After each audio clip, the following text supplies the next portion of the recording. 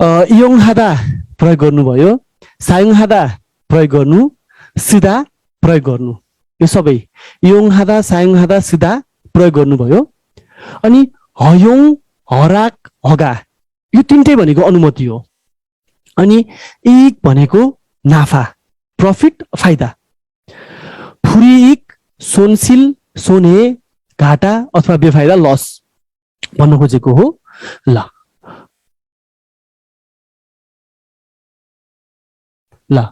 अब फुच्चिदा फोनेदा फाल्सुङादा भनेको पठाउनु, सामान चाहिँ पठाउनु, बुझ्नुहुन्छ तपाईँले यो कुरा। छन्सुङ आदा पठाउनु हो तर इमेल टेलिग्राफ लगायतका कुराहरू फ्याक्सहरू चाहिँ छन्सुङ आदा हुन्छ। फुच्चिदा भनेको टाँस्नु, स्टिकर टाँस्नु, फोटो टाँस्नु भइहाल्यो। खोच्चिदा सुरी आदा, सुसन आदा, सोन्जिल आदा र फोसु आदा यो सबैको अर्थ चाहिँ मर्मत गर्नुहुन्छ, याद गर्नु होला सबैले। खोच्चिदा सुरी आदा, सुसन आदा, सोन्जिल आदा, फोसु आदा यो सबै मर्मत गर्नुहुन्छ। अर्को माछिदा र कन्नेदा भनेको सिद्ध्याउनु। मैले यहाँ सर्कल गरेको शब्दलाई याद गर्नु होला। कन्नेदा भनेको सिद्ध्याउनु, माछिदा पनि सिद्ध्याउनु हुन्छ। ल ल अब त्यसै गरी मुरफोदा सोधी हेर्नु, मुनि आदा यसलाई उही नभएर इ पढिन्छ।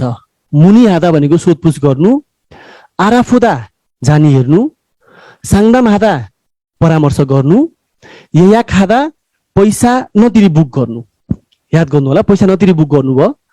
जस्तो म बेलुका रेस्टुरेन्ट जान चाहे, हामी 10 जनाको समूह छ, हामीले फोन गरेर मलाई रेस्टुरेन्टमा 10 जनाको सिट राखिदिनुस् है भने त्यो चाहिँ या खादा भयो, बुझ्नु होला।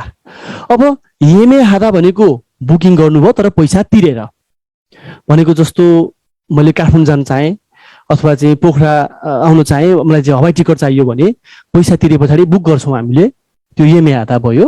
ल सिम्पल कुराहरू छ, खासै गाह्रो कुराहरू छैन यसमा। अन्य हादा जानकारी दिनु, अन्य हादा जानकारी दिनुभयो। ल अब हामी प्रश्न हल गर्छौँ। ल ल पहिला के छ त क्वेसन? थाउम थानए फिसथान मारुल खोरु सिप्सियो, यो उही हो तर यसलाई ए पढिन्छ। थाउम थानए दिएको शब्दको चाहिँ फिसथान मारुल खोरु सिप्सियो। फिसथान भनेको उस्तै अर्थ दिने, अङ्ग्रेजीमा सिनोनिम भन्छ, उस्तै अर्थ दिने शब्द हामीले छान्नुपर्छ। हयोङ अनुमति, फोथोङ प्राय जसो, सायोङ प्रयोग, इक नाफा अथवा फाइदा। ओके, यो फेरि म रिपिट गरेँ। फिसथान माल भनेको सिनोनिम अथवा उस्तै अर्थ दिने शब्दहरू। इयोङ भनेको प्रयोग भयो, प्रयोगसँग मिल्ने शब्द चाहिँ सायोङ। हाम्रो एन्सर हुन्छ 3 नम्बर, बुझ्नु होला तपाईँहरूले है। ल ओके, ल ल त्यस्तै गरी 2 नम्बरमा हामी जाउँ। 2 नम्बरमा यहाँनिर हेर्नु होला, फुच्चिदा पठाउनु भयो र यो पनि फुच्चिदा नै हो तर यो चाहिँ टाँस्नु फुच्चिदा भयो। खोच्चिदा मर्मत गर्नु, फोनेदा पठाउनु, माछिदा सिद्ध्याउनु। फुच्चिदाको खाथुनमाल चाहिँ फोनेदा हुन्छ। ल हेर्नु होला राइट एन्सर के हुन्छ। ल अब 3 नम्बर प्रश्न पनि मैले एकैपल्ट गर्न चाहे। ल ओके, 3 नम्बर प्रश्न मैले एकैपल्ट गर्न चाहे। मुरफोदा भनेको सोधी हेर्नु, मुत्ताबाट आएको शब्द भयो। मुत्ता भनेको सोध्नु भयो, मुरफोदा भनेको सोधी हेर्नु। अनि साङदाम हादा परामर्श गर्नु, मुनि हादा सोधपुछ गर्नु। म फेरि रिपिट गर्छु, मुन उही हादा होइन, मुनि हादा हुन्छ। या खादा बुकिङ गर्नु, अन्य हादा जानकारी गराउनु अथवा जानकारी गर्नु भन्ने अर्थ लाग्छ।